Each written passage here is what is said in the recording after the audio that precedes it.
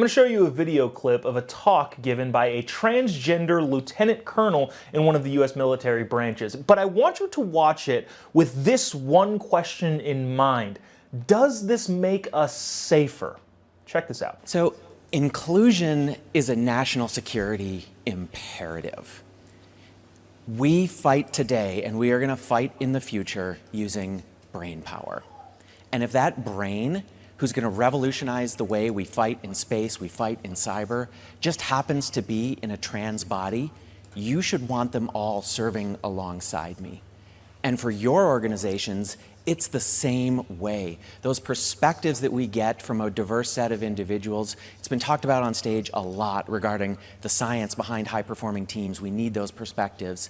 But it's inclusion that actually drives that. Because you can bring people in, and if they don't feel safe to speak up, if they don't feel safe to bring their full selves to work, you're not going to get the value of the diversity. So for us, it is absolutely critical to drive our future success as an organization and potentially on the battlefield. And I think it's the same way for all of you, because we can't leave that talent that is going to revolutionize the way we do business behind. I've said this so many times about identity politics, and this is what I ultimately think this is that I do not care about really any of the characteristics of a particular individual in really any office, whether that be president, whether that be a lieutenant colonel in the military, whether that be a janitor.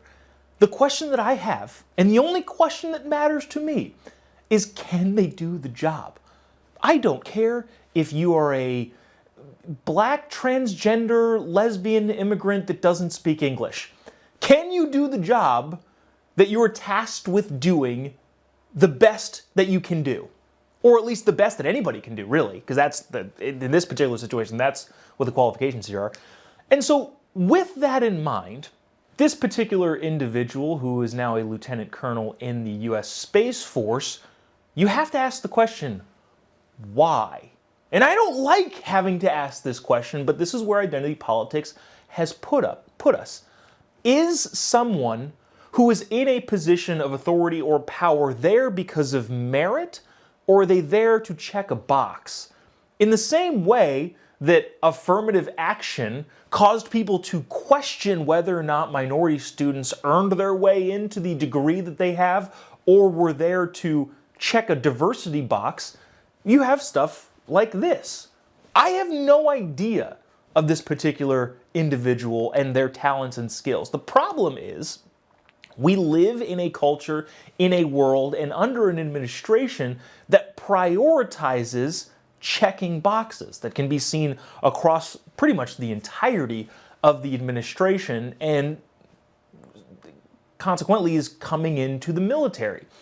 And then, with all that being said, then are we convinced by what this person is saying is most important in the military? And I don't know that this was the most important thing, but is emphasizing the importance on quote-unquote inclusion and diversity.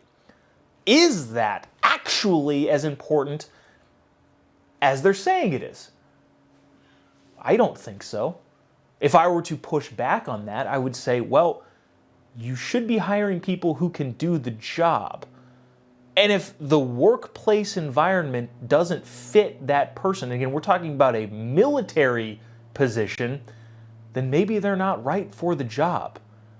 Does it involve curtailing the entire system to make somebody who is outside the norm, and that's not disparaging at all, that's just reality, is upending a system to make somebody who is outside the norm feel comfortable the priority of that particular office or department?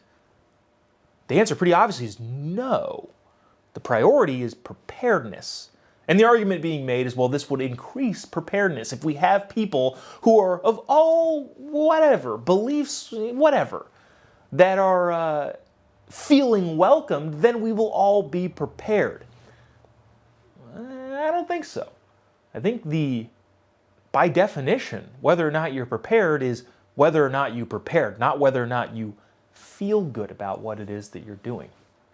And of course, I would have some disagreements on this particular individual's lifestyle, their life choices, but at the end of the day, that's really not what I'm concerned about. What I'm concerned about is, can the job get done?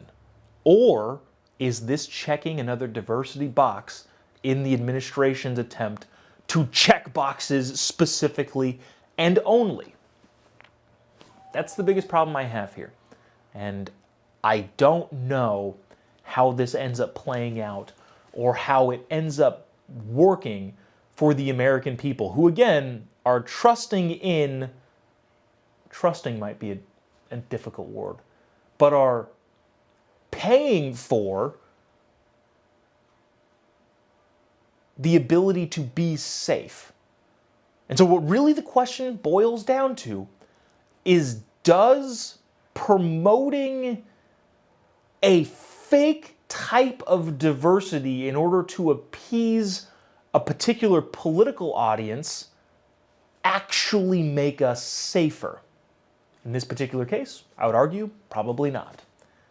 And if being safer or making us actually safer is the job of the US military, I think we are going down the wrong path here, especially when the goals and the objectives are not necessarily militaristic in nature, but they are making people feel good.